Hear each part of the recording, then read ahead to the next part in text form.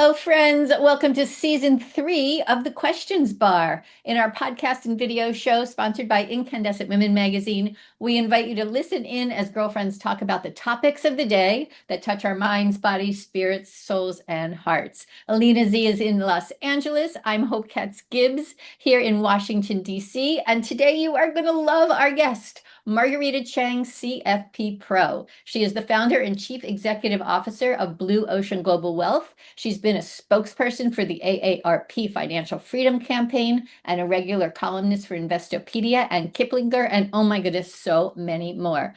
Rita had this magical show on Incandescent Radio and Incandescent TV called Margaritas with Margarita. We did 105 episodes, and maybe we'll pick that up again someday. I've also had the privilege to be her publicist. We manage margueritacheng.com, and she just is remarkable. She's constantly writing articles for some of the nation's biggest financial magazines.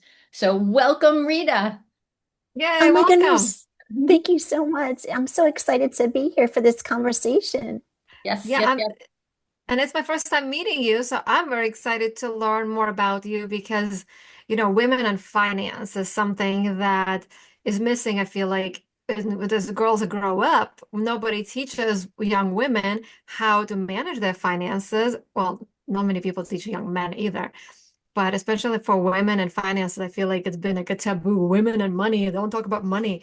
Like, it's amazing that you're supporting women and men, I'm sure, but in finances, especially with margaritas. Who doesn't want to talk about finances and margaritas? So Rita and I met in 2012. I was giving a speech at a financial planners organization meeting in DC, and she came up to me afterward and said, we have to work together. And so we have been for years and years and years. So it's a blessing. So tell us, Rita, I know a little bit more about your backstory, perhaps than our readers and listeners. But tell us about your business, where it is now, and what you are doing as a woman to stay strong. Rita is an amazing marathon runner, and she got into that later in her life. So talk all about you and what you're doing today in June of 2026. Well, thank you for that. I founded Blue Ocean Global Wealth shortly after you and I met in 2012. Blue Ocean Global Wealth was launched in November 2013. What's really unusual is I've only worked 2 places my professional career as a financial advisor. I worked from Ameriprise from 99 to 2013, large firm. And then in 2013 until the present, my own independent advisory firm. So there's some things that are true to my core that will never change. Financial planning first, asset management second. So what that means is no matter your age or stage, I believe everyone deserves access to competent, ethical financial advice. It's not that people don't have money, but why should the size of your portfolio to determine whether you're getting answers to the questions that are so important to you? If you were to ask me my why in 1999, it would be the same as 2026. But what I think is more important than ever is there is a distinction between information and advice. There's no shortage of information to tell people to stop drinking coffee, to stop doing this. But I'm telling you, one of the most beautiful, this has just been an incredible week on so many levels. But what made this week so special is I went to see my client. She lives in Prince George's County, actually probably closer to Charles County, right on the county edge. And I inherited this client relationship. And when I first met her, it was 2004. It's 22 years ago. And she said, I work hard. And I was like, ma'am, I know you do. And I met her daughter for the first time. And how amazing was it to be able to tell her, you know what? You don't need to work anymore. Mm-hmm. She's 70 and she's been working her whole life. She's a single mom that put her daughter through school, and she helped put her granddaughter through school. She didn't have to, but she wanted to. And I was able to tell her, you know what? We've been working together. Not only do you have Social Security, but a pension from your life partner, but all that savings we did, I know you only owe $54,000 on your house, but we're going to be able to pay that off. And you know what? By paying off her house, it is the right thing to do. We just lowered her expenses by $1,000, right? That's amazing.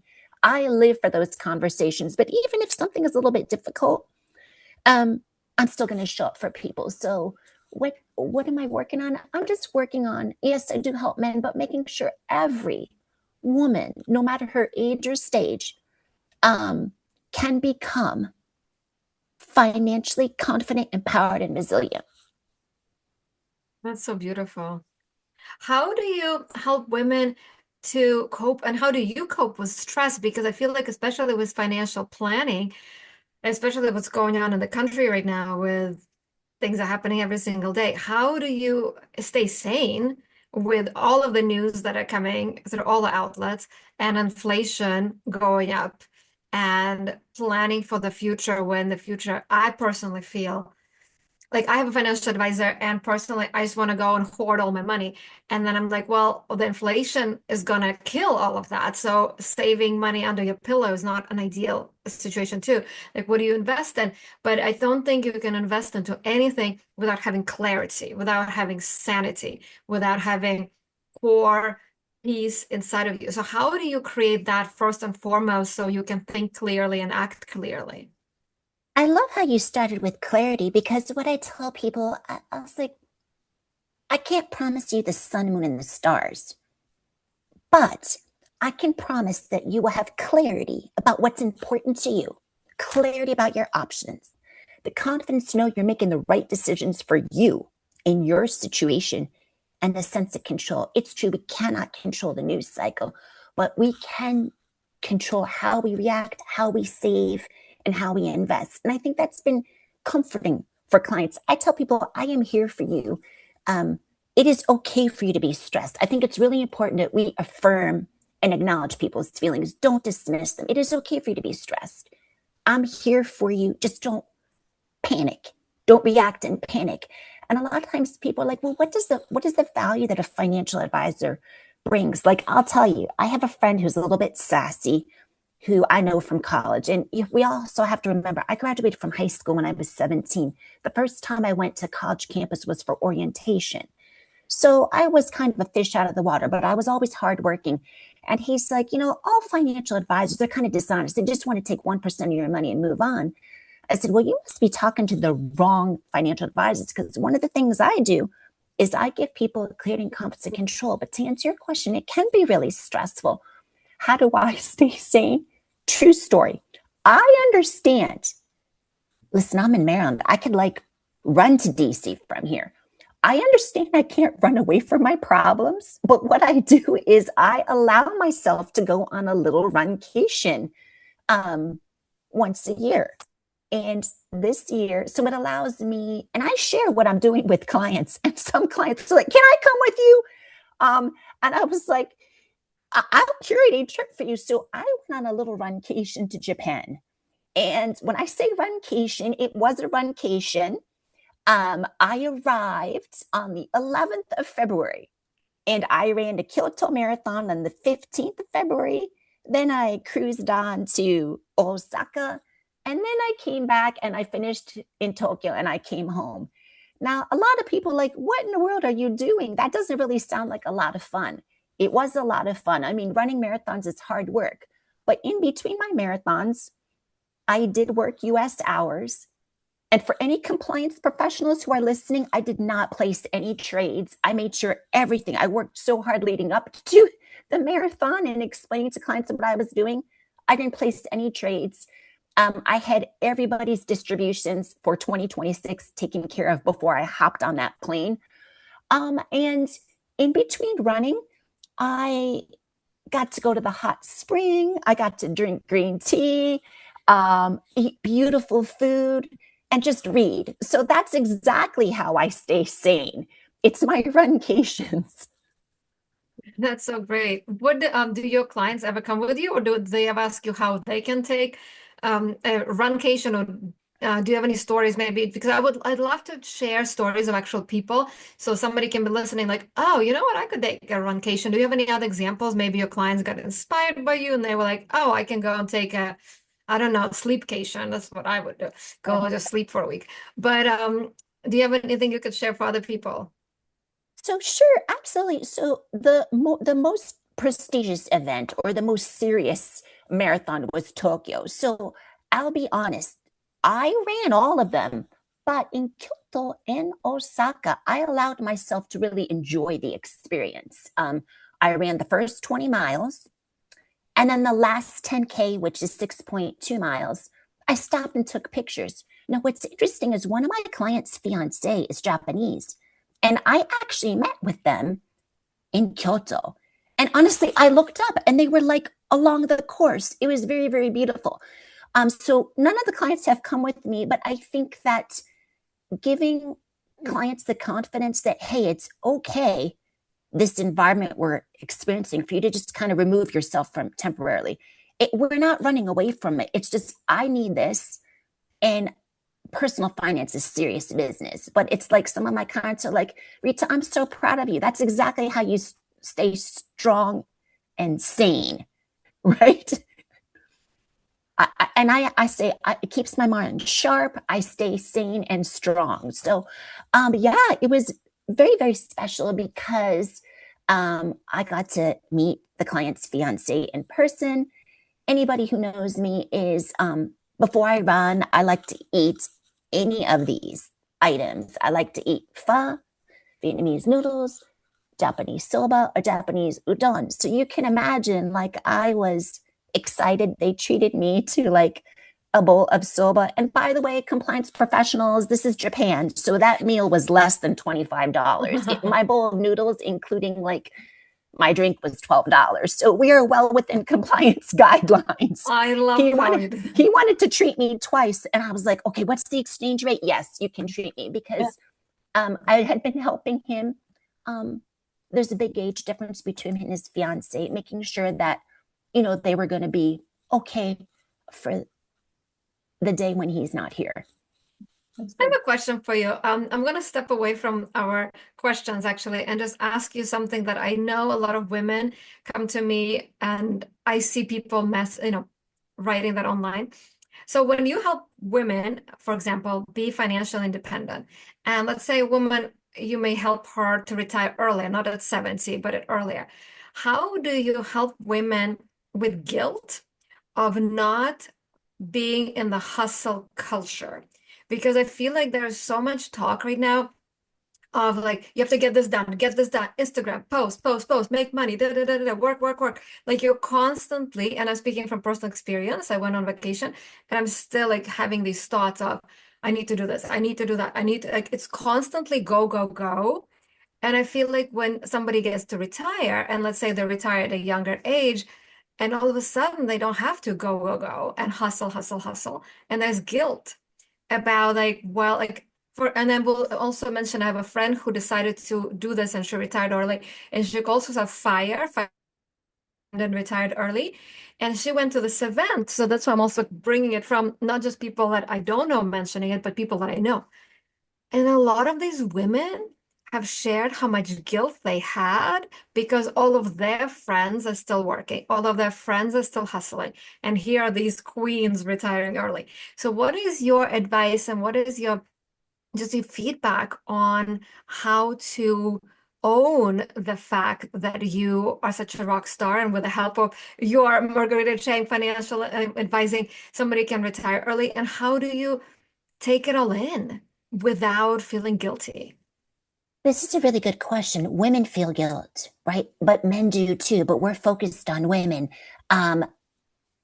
Even my own mommy felt guilt after the loss of my father. People like, Eileen, what are you going to do? Are you going to sell your house? People would ask me, what's your mom going to do? And I was like, no, mom is just going to stay right put. Mom doesn't need to move. So we don't want to shame other people for not planning, but don't feel guilty for the good and hard work you did. Even one of my clients, he hired me to do fee-only planning because all his money was in his business. And I helped him. And at that time when he hired me, he was 52. And I said, if you sell your business for X and make sure you set aside the amount of money for taxes and invest in this way, you don't need to work for the rest of your life. And this is what he told me. He said, you know what? I realized that I had a financial plan, but I need to have a life plan. And at the end of the day, I tell clients, particularly women, it is okay. We are human beings. It's not about do, go, go, go. But it's okay for you to just to sit back and just enjoy life a little bit, right? You know, last Friday, someone I know, we weren't like best friends, but I know her from attending conferences. She was diagnosed with lung cancer in 2023, and I would send her cards, and I'd been sharing her. She lost her battle. She's 59 years old, and she was healthy, strong, fit. Reminds me a lot of my uncle. Lung cancer. No, she never smoked a day in her life. She left us all too soon. So what did we learn from that? That it is really about savoring the moments. We're not doing anything reckless. It's okay to just like be present and enjoy today. And I think people's financial plans gives them the confidence to do that. But as far as feeling guilty, it's just like I told my mom when she was feeling guilty. I said, Mommy, I know you have empathy for other people, and that's why you're such an amazing, beautiful person. First thought. Second thought, you shouldn't feel guilty that you need to stay in your home, that you can stay in your home and you don't need to sell it. No judgment here. Just because other people have to do that doesn't mean they're bad. It's just the reason why you're able to do this is because Daddy loved you a lot. We planned. And what kind of planner would I be? If I served as an ambassador for the AARP Financial Freedom Campaign and my mom has to sell her house after the passing of my father, like I should just give that title back because it doesn't mean anything. So I think it's going back to, what's important to that person, right? And if they did the planning, I know it's okay for them to feel empathy, but they shouldn't feel shame and guilt for, the choices. I don't want to say sacrifices. It's a lot of little choices all along the way. Yeah. It's interesting what you said, and I feel like it's a collective that we hear giving us the guilt, and it's the people who are jealous, like, oh, how dare you, have it easy.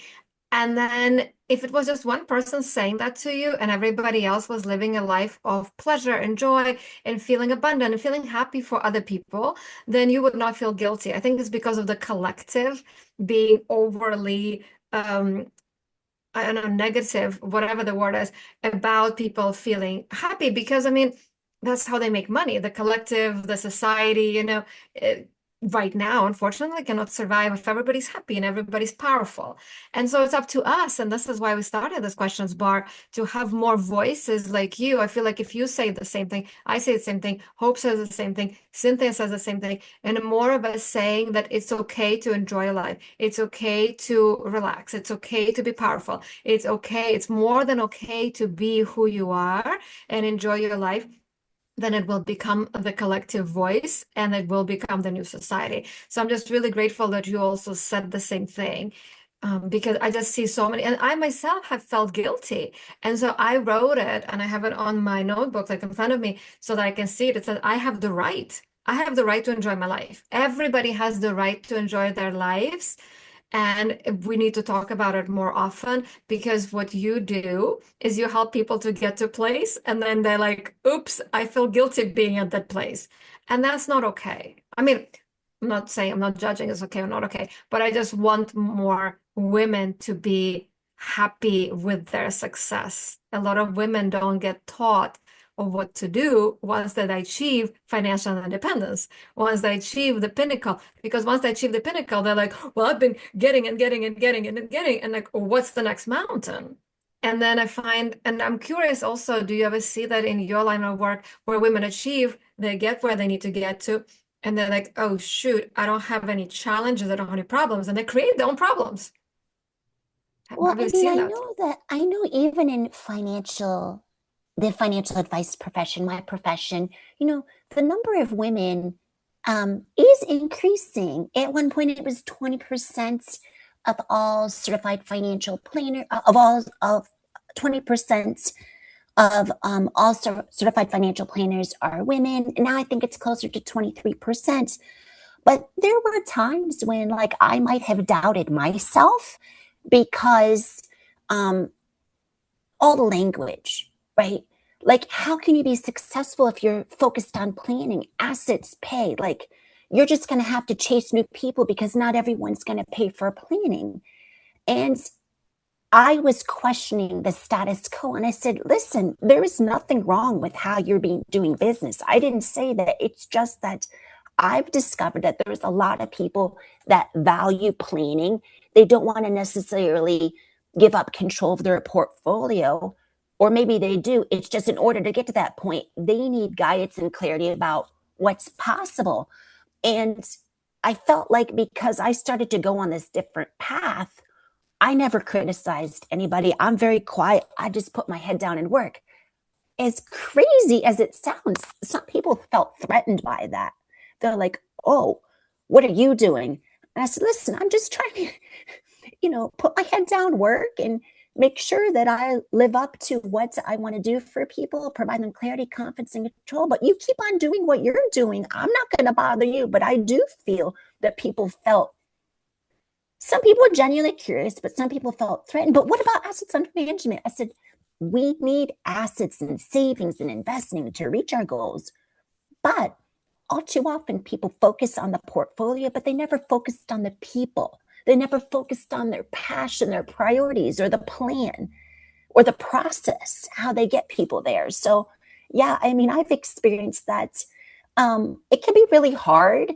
You can start to doubt yourself, but then what always brings me back, even when I feel like I got a little bit of a kick in the butt, is stories like what I had on Tuesday, that I am making a difference. This is making a difference in the lives of others. And that's what keeps me going. That's what keeps me inspired to continue to do good work for good people. I love that. Just personal note, I'm finishing this book right now. I'm going to launch it on Sunday. It is less than a half, like 10% book and 90% journal space. But it's called Be Your Own Fairy Godmother. And one part of it is a really big part is where you write your triumphs from age from like 0 to 10, 10 to 20, and so forth. And what you just said is so powerful because what do you have helped this woman with on Tuesday is the triumph that's going to keep you going forward and remind you like why you're doing what you're doing and shut all the voices around you and really be laser focused so you can create more of those successes and help more people. And I want more women to remember their own triumphs. Because when we focus on what's important to us, like you just said, then you can create what's more important to other people. And that creates a snowball of this beautiful society. And I absolutely love that you just said that your success, your triumph on Tuesday is what keeps you going. I Absolutely. I have a Absolutely. It's question for you. amazing to look at someone and say, you know what? If you want to keep on working, you absolutely can. But, it can be very scary for someone. I was like, you're going to be okay. And even the daughter's like, wow, this is amazing. I was a little nervous about mom. And it is truly the gift that keeps giving because I've been working with this client and her life partner. He passed away, but before he passed, this is what he said to me. And I started crying in the meeting and they were okay. It also makes people human. I said, before John became sick, we talked about retirement and we planned. And he said, assets go to his daughters, pensions go to Linda, that's his life partner, because she's been so good to me. I want to be good to her for when I'm not here because she deserves to be taken care of. And I was like, this is the gift keeps on giving. So she has a pension, she has Social Security, she has the survivor pension, and she has savings. And we paid off her home to give her that peace of mind, right? Yeah, Beautiful. it is beautiful. So I want to go back to that previous discussion. So I don't understand this, why women feel guilty about their success. Like it really confuses me. Like why do you guys think that is? I think it's society trying to keep women subservient, honestly, because, statistically, a woman who is not in a relationship is happier than she is when she's married. And men statistically live longer if they are married, and they're happier if they are married. And so marriages are actually benefiting men. And if you're in a marriage, then you are dependent, and then you can be guilted in because I'm the man, I'm taking care of you. And it's a story that's been taught to us for generations. And yes, in the past, women are smaller, and physically may not be able to do certain things that men can. Like a woman might not be able to build a house as fast as a man because a man can literally, most men can lift more. So the story is like repeating over and over. And you know what? I also think there is a story where a woman is making a ham and she cuts off the sides, and her daughter is like, "Why did you cut off the sides?" And she's like, "I don't know. My mom always cut off the sides, so I cut off the sides." And they're like, "Well, let's call mom and find out why she did it." So they call mom, and she's like, "I don't know. My mom used to cut off the sides of the ham, so I do it." And so they're like, "Well, let's call grandma." And they call grandma, and she's like, "Well, the oven was so small, the ham wouldn't fit, so I had to cut off the sides." And so I feel like that's where the guilt comes from, because generation before generation before generation was taught that this is what women should do. And when I was a kid, you have like all these girls like pushing little strollers, and I had my own little stroller and playing with the doll, but it was never like, I never dreamt of like getting married and having a husband. I was like, I'm gonna have a company and I'm gonna be a big boss and I'm just gonna have all this freedom.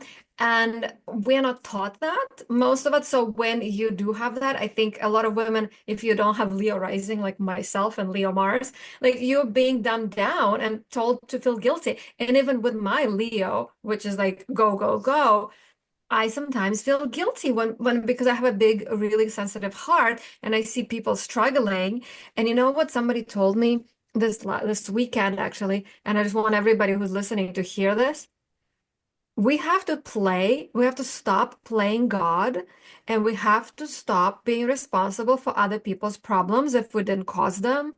Because if it is somebody else's lack of financial planning, lack of whatever decision making they had, they just went with the flow, who knows? But we should not be taking responsibility and feel guilty because someone else did not do the same things as we did. Or maybe God gave us great gifts because of our karma from past lives or this life, who knows? But he was like, stop playing God, because my guilt would come from, oh, I feel bad for these people. They're struggling. They're poor. They have these problems. And it's like, did I cause those problems? No. But I still feel sad. And it's like, it's connecting the empathy with the guilt. And I'm learning myself to stop like being empathetic and feeling bad for people is not helping them. What helps people is when I'm standing in my truth, doing my thing, inspiring them, doing my work, and creating a better world. So, but I just know personally the guilt is from the empathy, the guilt is from other people, the guilt is how dare you. When you're growing up, people are like, what do you think, you're the best? Or what do you think, you're the smartest? Like that's the worst thing that somebody can say to you. Who do you think you are? And they make you feel guilty because nobody plays with you when you're the smartest kid, when you are the richest kid. Nobody wants to play with you. And then they make you feel guilty about your blessings. And then you feel bad because nobody plays with you because you're all alone and you're outcast. I think that's my opinion. But what about you, Margarita? I mean, I think a lot of the reason, I hope to answer your question, this is a mystery, right? I think a lot of it is societal pressure. And then there's definite intersectionality, certain cultures as well. It's not an excuse, but it's an understanding and awareness. And I tell people that awareness is the first step. So making sure that you're really mindful of not perpetuating this problem of having people feel guilty. I'm a mom of 3 Gen Z kids, and sometimes my kids have successes, sometimes they don't. And I've told them this. I said, you can experience different emotions at the same time. You can be happy for somebody who maybe won that scholarship, while at the same time you're disappointed that you didn't win. Because guess what? When you do win, you want people to be happy for you too. So you're allowed to have multi emotions. I don't want you to, I want you to understand that sometimes it's okay to experience conflicting emotions. And just yesterday, my oldest daughter's in grad school, and she asked me to review some stuff with her. And I said, yeah, you can decline this unsubsidized loan. The reason why is you just got a $6,000 scholarship. Now, 6,000 might not sound a lot. I understand that you put a lot of time in these applications, but I want you to create a little spreadsheet. Not now. Semester's not, the quarter's not quite over because she's on the quarter system. And I want you to think about and then create and document every scholarship you applied for and then the ones you won. And you'll see, if you think about how long each application took you, you'll see that it was still worthwhile. And she's like, yeah, mommy, I never looked at it that way. So I think that it is societal pressure, but I think it's also important that we teach people you can be disappointed that you didn't win something. However, it's also really important that you'd want, if the tables were turned, you would want someone to be happy for you. So it's okay that you're sad that you weren't picked, but please also be happy for somebody at the same time. And I think that is really, served them very well, because this summer, it's a difficult economy.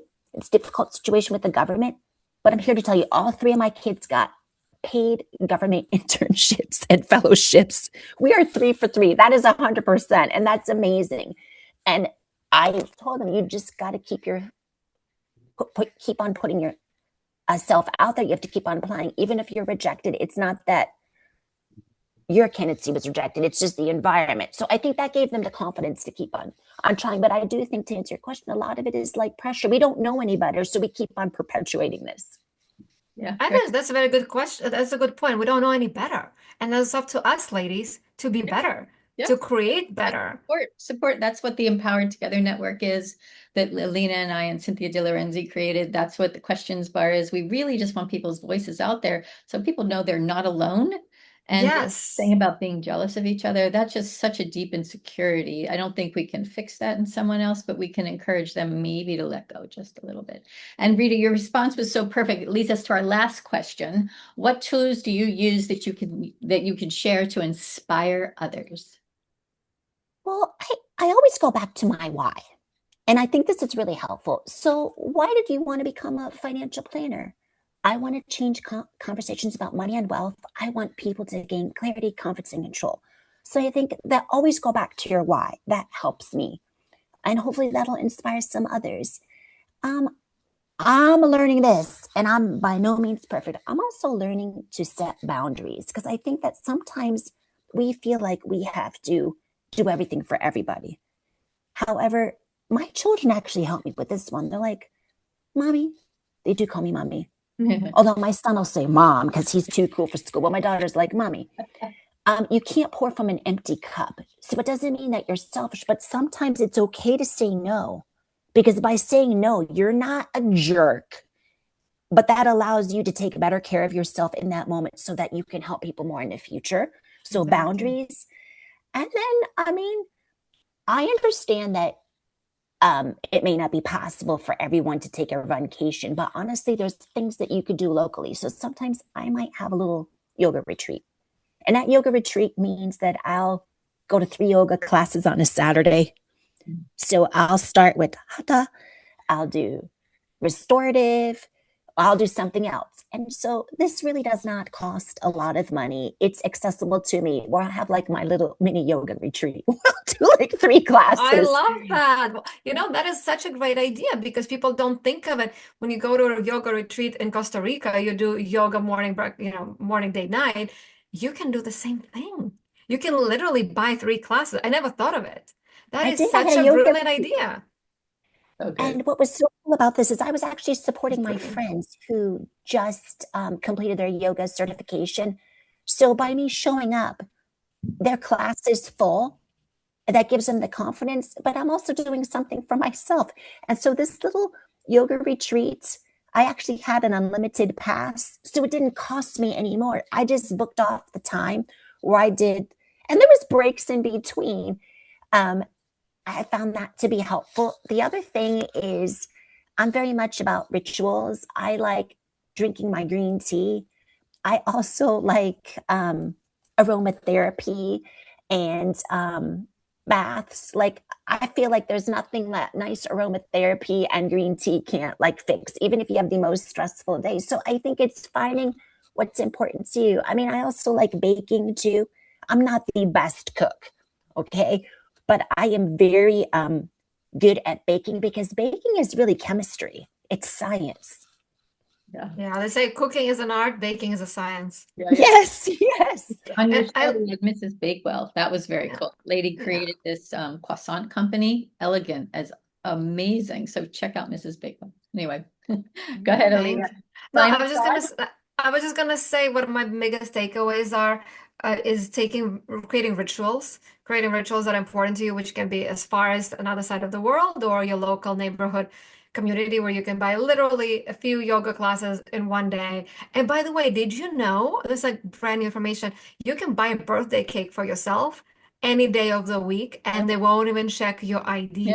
Like you can treat yourself for a birthday. You can treat yourself to a retreat. Like you can do so many things people don't even think about. So I really like that. And I also wanted to note that when I was single, I would see these girls with this really nice men, and I was thinking, I don't want to be jealous because I did have jealousy at first. And I was like, oh, jealousy is great sign to pay attention. They have something that I want, and then I reframed it into if they can create what they have, so can I. If they can do it, so can I. So jealousy became like, oh, that's amazing. If she can do it, so can I. So I really want women to take away the same thing. If somebody is jealous of your clients, oh my God, I wish I could retire. Or somebody is jealous of you, oh my God, I wish I could go to Kyoto and do a marathon there and then Tokyo. So can you. Just call Marguerita Cheng and she will get you the financial advising. But it's true. I really want women to understand that jealousy is something that just your mind, your soul, something says, hey, I want the same. And guess what? If somebody has it, that means so can you because there's unlimited resources in this I world. love that. And I just want to share one thing that my dad imparted me. My dad said, no evil thinking. It's okay to be sad and disappointed, but when you have negative thoughts, or as my dad said, evil thinking, it erodes your beauty. Yeah. Right? So my dad was very, very wise. It may be like he didn't communicate things in the best way because English wasn't his first language, and he's like a scientist. So he's like very rational, but he's like, when you think evil thinking, it's not only does it erode your beauty, but it erodes your inner beauty and it taints your way of thinking. Yeah. So I always keep that to mind. I'm like, you know what? That person, they're doing the best they can. They are entitled to feel the way they do, but I'm not going to let their actions or thoughts discourage me from moving forward and helping people gain clarity, confidence, and control. I love it. Exactly. I love that. Beautiful. Well, cheers to you all. Marguerita Cheers. Cheng is episode 20 of the Questions Bar. Thank you so much. Check her out, margueritacheng.com. She has a podcast and a video show as well, and she is just a remarkable inside and out woman. Thank you, Alina Z, co-host of the Questions Bar. I'm Hope Katz-Gibbs. We are thrilled to be here with you repeatedly. Check out thequestionsbar.com and you'll see all our past episodes. We will see you all very soon. Thank you, Rita. Thank you.